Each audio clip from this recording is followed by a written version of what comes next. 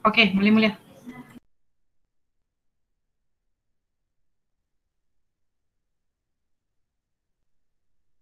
Okey, boleh mula sekarang. Okey.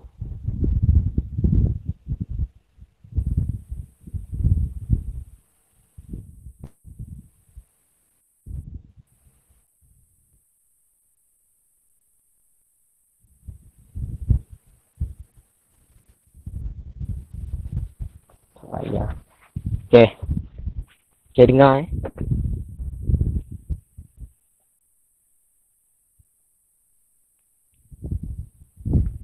Hello, hello.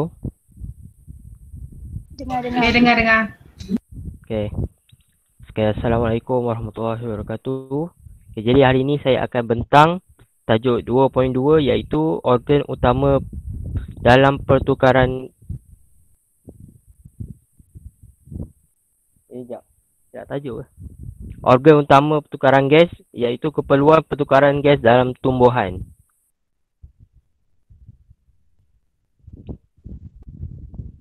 Okay, keperluan pertukaran gas dalam tumbuhan tidak seperti haiwan yang mencari makanan. Tumbuhan mensintesis makanan sendiri melalui fotosintesis. Bagi menjalankan fotosintesis dengan efisien, tumbuhan perlu menukarkan gas dan menyerap cahaya. Pertukaran gas oksigen dan gas karbon dioksida antara tumbuhan dan persekitaran berlaku melalui liang stoma. Stoma merupakan liang stoma yang terdapat di permukaan epidermis bawah daun. Setiap liang stoma diapit oleh sepasang sel pengawal yang mengawal atur pembukaan dan penutupan stoma dengan menukarkan bentuknya. Sel pengawal juga mengandungi kloroplas untuk menjalankan fotosintesis. Mekanisme pembukaan dan penutupan stoma. Mekanisme pembukaan dan penutupan stoma bergantung pada keadaan sel pengawal, sama ada segah atau flasid. Keadaan sel pengawal ini dipengaruhi oleh pengambilan aliran kalium oleh sel pengawal atau kepekatan sukrosa di dalam sub sel pengawal. Okey, jadual ini menunjukkan pengambilan ion kalium oleh sel pengawal dan kepekatan sukrosa di dalam sub sel pengawal.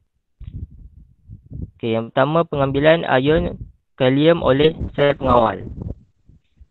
Pengumpulan atau penyingkiran ion kalium di dalam sel pengawal akan mengubah keupayaan larutan.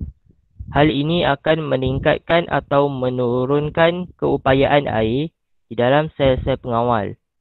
Air akan meresap keluar atau ke dalam sel-sel pengawal secara osmosis. Keadaan ini menentukan sama ada sel-sel pengawal menjadi segah atau flasid. Seterusnya, kepekatan sukrosa di dalam sub-sel pengawal. Pada waktu siang atau dengan kehadiran cahaya, fotosintesis berlaku dan menghasilkan gula yang larut iaitu sukrosa. Pada waktu malam atau semasa ketiadaan cahaya pula, gula yang terdapat dalam sel pengawal ditukarkan kepada kanji. Okey, gambar rajah 2.2 menunjukkan mekanisme pembukaan stoma. Okey, jadi pengambilan ion kalium oleh sel pengawal. Ion kalium bergerak ke dalam sel pengawal. Keupayaan larutan di dalam sel pengawal meningkat. Keupayaan air di dalam sel pengawal menurun. Molekul air dari sel-sel epidermis meresap masuk ke dalam sel pengawal secara osmosis. Sel pengawal menjadi segah dan melengkung keluar. Okay, jadi anda semua boleh lihat di gambar rajah tu. Okay, seterusnya kepekatan sukrosa di dalam sub sel pengawal. Dengan kehadiran cahaya, fotosintesis berlaku. Kepekatan sukrosa di dalam sel pengawal menjadi tinggi. Keupayaan air di dalam sel pengawal menurun. Molekul air dari sel-sel epidermis meresap masuk ke dalam sel pengawal secara osmosis. Sel pengawal menjadi segah dan melengkung keluar. Okey, seterusnya raja poin 3 menunjukkan mekanisme penutupan stoma. Pengambilan ion kalium oleh sel pengawal. Ion kalium bergerak keluar dari sel pengawal.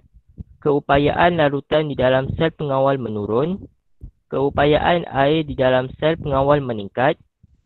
Molekul air meresap keluar dari sel pengawal ke sel-sel epidermis secara osmosis. Sel pengawal menjadi plasid dan stoma akan tertutup. Okey, seterusnya kepekatan sukrosa di dalam sub-sel pengawal. Tanpa kehadiran cahaya, fotosintesis tidak berlaku. Kepekatan sukrosa di dalam sel pengawal menjadi rendah. Keupayaan air di dalam sel pengawal meningkat. Molekul air meresap keluar dari sel pengawal ke sel-sel epidermis secara osmosis. Sel pengawal menjadi plasid dan stoma akan tertutup. Okey, seterusnya kesan kekurangan air dalam tumbuhan terhadap pembukaan dan penutupan stoma. Air daripada tumbuhan hilang dalam bentuk wap air ke persekitaran melalui liang stoma. Apabila bukaan stoma besar, kadar kehilangan air daripada tumbuhan adalah tinggi. Pembukaan dan penutupan stoma bergantung kepada tekanan segah sel pengawal.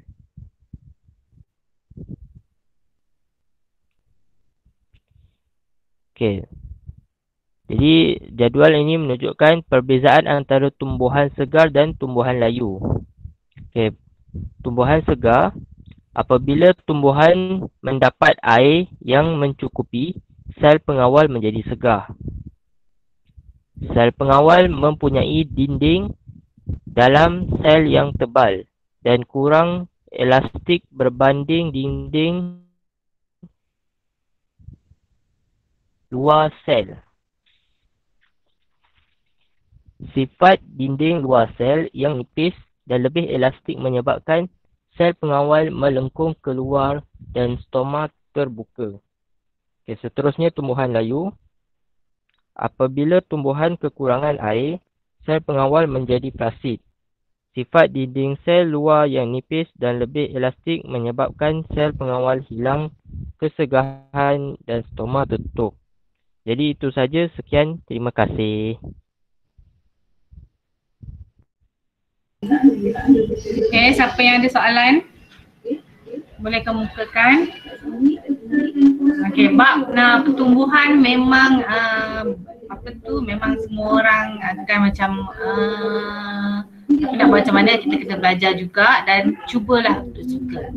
Okay, kalau boleh kalau tak ada apa-apa kita teruskan dengan 2.3 pula. 2.3 kamu tekan present now ke ataupun saya yang presentkan? Arbeit ya. Saya cikgu. Kamu tekan present now ke ataupun saya yang presentkan? Saya present kot.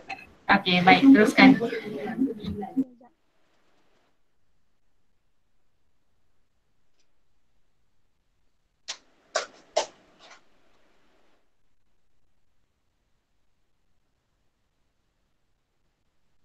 Tu nampak ke?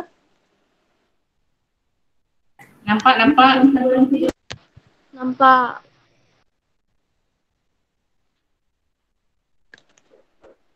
Okay, saya akan bentangkan bab subtopik organ utama transpirasi, keperluan transpirasi dalam tumbuhan. Transpirasi ialah proses kehilangan air dalam wap air secara tersejat daripada tumbuhan ke atmosfera. Walaupun transpirasi berlaku melalui organ batang dan tumbuhan, namun 90% daripada air tersejat keluar melalui liang stoma yang terdapat pada daun. Air akan meresap masuk ke sistem akar secara osmosis dengan berterusan. Laluan pergerakan air dalam tumbuhan. Akar menyerap air dari dalam tanah.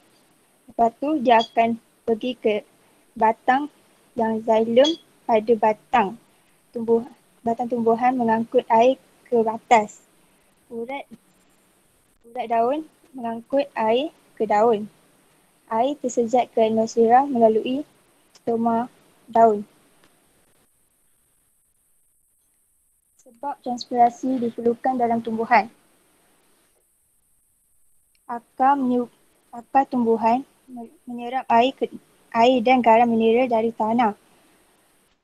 Air juga menyerap air menyerap tenaga haba dari daun dan tersejat menjadi wap air untuk memberi kesan penyejukan kepada tumbuhan.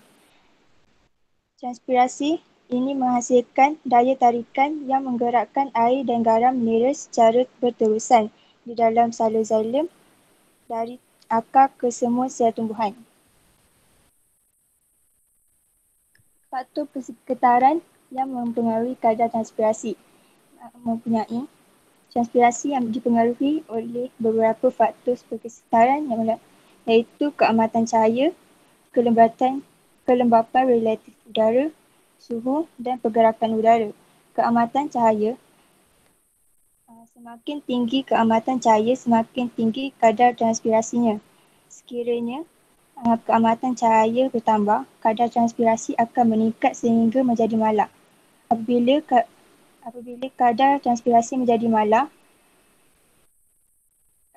kelembapan relatif udara, suhu dan pergerakan udara menjadi faktor penghad. Kelembapan relatif udara.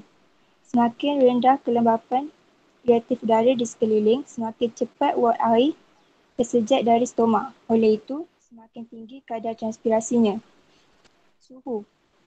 Peningkatan suhu meningkatkan tenaga kinetik molekul air dan menambahkan kadar transpirasinya. Pergerakan udara.